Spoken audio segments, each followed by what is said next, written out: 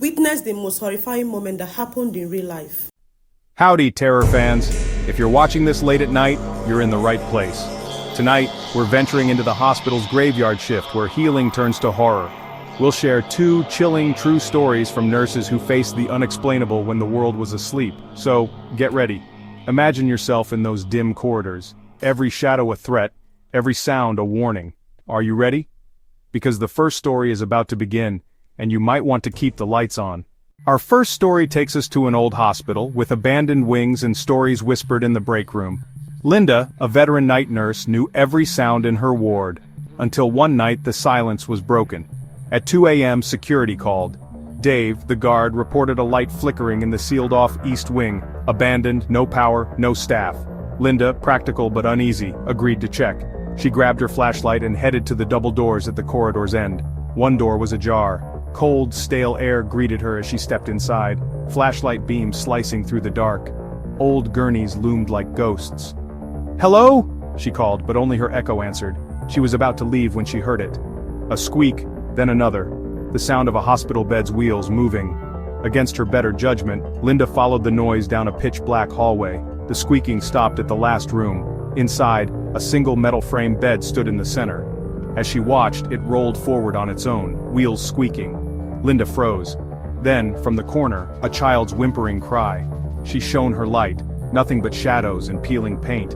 Heart pounding, she backed out, but as she reached the doors, a desperate cry echoed, "Help me!"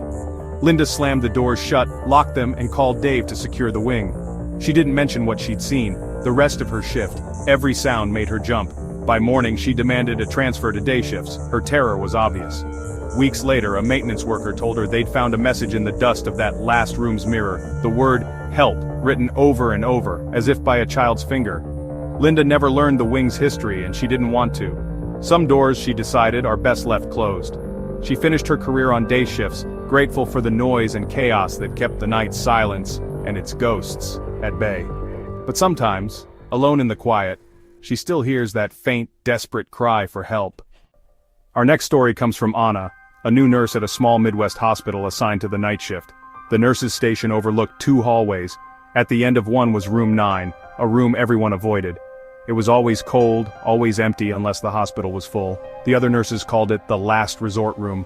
One night, Anna had to prepare room 9 for a new patient, Eleanor. The chill in the air was immediate, the silence heavy. Anna felt watched as she set up the room but brushed it off as nerves.